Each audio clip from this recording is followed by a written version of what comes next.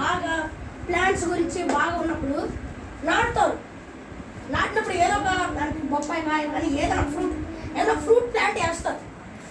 Fruit plant వేసినప్పుడు ఆ plant ఏది గ్రో అవుతుందా? ప్రతిరోజు నీళ్ళు పోస్తారు, పోస్తే అది గ్రో అవుతుంది. దానికి చెట్టు మనకి నీడనిస్తుంది, మనకి ఫలములు ఇస్తుంది. చెట్టు మన జీవితం కూడా చెట్టే. దేవుడు వాక్యమైన నీళ్ళు మనం మీద పోస్తున్నాడు. వాక్యమైన నీళ్ళు పోస్తుంటే మనం గ్రో అవుతున్నాం. అందరికి ఈ చుట్టుపక్కల ఉన్న లోకానికి అందరికి వాక్య ఫలిస్తున్నాం అంటే దాని అర్థం వృక్షం ఇస్తున్నామని. చెట్టు ఫలాలు ఇస్తుంది కదా, ఫ్రూట్స్ ఇచ్చింది కదా. మనలో ఉన్న వాక్యాన్ని అందరికీ పంచుతున్నాం, దాన్ని వృక్షాలు అంటే ఫలాలు అర్థం. ఆ తర్వాత నీడనిస్తుంది అందరికీ దేవుడి వాక్యాన్ని పంచడం. మన జీవితం కూడా చెట్టు. సన్ రైజ్ ఉంటేనే మనం పెరుగుతాం కదా. సన్ రైజ్ ఉంటేనే చెట్టు పెరుగుతుంది, వాక్యం ఉంటేనే నీళ్ళు పెరుగుతున్నాయి. నీళ్ళు ఉంటేనే చెట్టు పెరుగుతుంది. మనలో వాక్యము కావాలి, దేవుడి ఆత్మ వెలుగు కావాలి. హల్లెలూయా హల్లెలూయా. ఆదికాండం 1:14 ఇది మీరు అండర్లైన్ చేసుకోండి, ప్రతిరోజు చదువుకోండి. దేవుడు పగటిని రాత్రిని వేరుపరచినట్లు ఆకాశ విశాలమందు జ్యోతులను కలుగును గాక అనియు, అవి సూచనలను కాలములను దిన సంవత్సరములను సూచించుటకై ఉండును గాక అనియు, భూమి మీద వెలుగునిచ్చుటకు అవి ఆకాశ విశాలమందు జ్యోతుల యుండుగాక అనియు పలికెను. ఆ ప్రకారం ఆయను. ఇప్పుడు వెలుగు ప్రగతిని దేవుడు ఆ దినమున ప్రగతిని రాత్రిని వేరుపరచాడు. రాత్రి అంటే చీకటి అని అర్థం, పగులు అంటే వెలుగు అని అర్థం. మనకి ఇప్పుడు పగలు కావాలో వెలుగు, అది చీకటి కావాలో పగలే కావాలి. పగలు అంటే వెలుగు అని అర్థం. అక్కడ మీరు రాసుకోండి, జ్యోతులు అర్థం అంటే వెలుగు. జ్యోతులు అంటే వెలుగు అని అర్థం. ఈ వెలుగు మన లోకం అంతా ఇప్పుడు సన్ను మనకి మన అంతటికి వెలిగిస్తున్నాడు.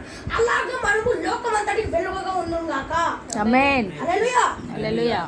మనము దేవుని ఆత్మ ఎప్పుడైతే మనలో ప్రకాశిస్తున్నప్పుడు మన ఫేస్, మన బాడీ అంతా తెల్లగా కనిపిస్తాడు కదా. ఆమేన్. అలా కనిపించడం గాక.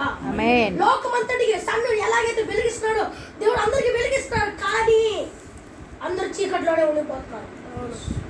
ఎందుకంటే పాపం ఈ లోకం అంతా చుట్టుకుంది. దేవుడు ఎప్పుడైతే ఆదాము అవ్వని సృష్టించాడో అప్పుడు తినవద్దన్న ఫలములు తిన్నారు కాబట్టి అప్పటి నుంచి పాపం వచ్చింది. అప్పటి నుంచి కదా పాపం వచ్చింది. ఆ పాపం వల్ల మనం కూడా పాపంలో మునిగిపోయాం, కానీ దేవుడు తన రక్తంతో మనల్ని కడుక్కున్నాడు. ఎస్, పాపం నుంచి మనల్ని విడుదల కలిగించి దేవుడి ఆత్మలో మనల్ని వాడుకుంటున్నాడు. ఇప్పుడు మనం వెలుగుగా ఉండాలి. వెలుగు అందరికి వెలుగు పరిశీలించాలి. మనకి వెలుగు ఉంటేనే అన్ని చూడగలం. వెలుగు ఉంటేనే అన్ని చూడగలం. వెలుగు లేకపోతే ఏం చూడస్తాం? ఇప్పుడు పాపము మనలో కాదు, లోకమంతటా పాపం ఉంది. అంటే చీకటి ఉంది. పాపం అర్థం చీకటిలో ఉంది. మనం వెలుగు పరచాలి. మనం వెలుగుతేనే ఇతరులకు మనం వెలిగించాలి. ఫస్ట్ మనం వెలగలేదు అనుకోండి, ఇతరులను వెలిగించలేము.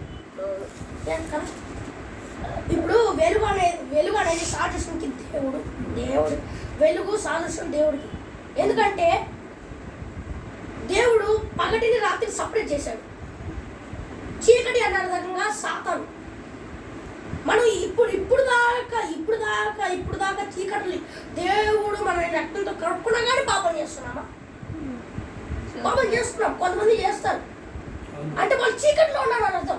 వెలుగులో రాలా. ఇంకా దేవుడు ఆల్రెడీ వెలుగులో కడుక్కున్నాడు, కానీ వాళ్ళు మళ్ళీ చీకట్లోకి వెళ్తున్నారు. అట్లా మనం ఉండకూడదు కాక. మనం వెలుగులోనే ప్రయాణించాలి. ఆమేన్. మనకి ఇప్పుడు 2 దారులు ఉన్నాయి. 2 దారులు ఉన్నాయి. ఏమేమి దారులు? వెలుగు దారి, చీకటి దారి, లేకపోతే దేవుని దారి, లేకపోతే సాతాను దారి అనొచ్చు. ఫస్ట్ దేవుడి దారి వెలుగుగా ఉంటుంది. మనం వెలుగు ఉంటేనే అన్ని చూడగలం. ఇప్పుడు సన్ రైజ్ పడుతుంది, మనం చూడగలం. చీకటి ఉంటే మనం చూస్తావా? ఎగ్జాంపుల్ తీసుకోండి, కరెంటు పోయినప్పుడు మనం చూస్తావా? ఏది ఎటు కనిపించింది, దేనికి ఏది గుర్తుకొని పడతామో కదా. అది వెలుగు ఉంది అనుకోండి, అంటే కరెంట్ ఉంది అనుకోండి, ఇప్పుడు ఏమైంది? అంతా చూస్తాం. అన్ని కనిపిస్తాయి. అంటే దాని అర్థం ఏంటంటే వెలుగు ఉంటేనే మనం చూడగలం, మనం వినగలం, మన అన్ని వెలుగు ఉంటేనే అది మన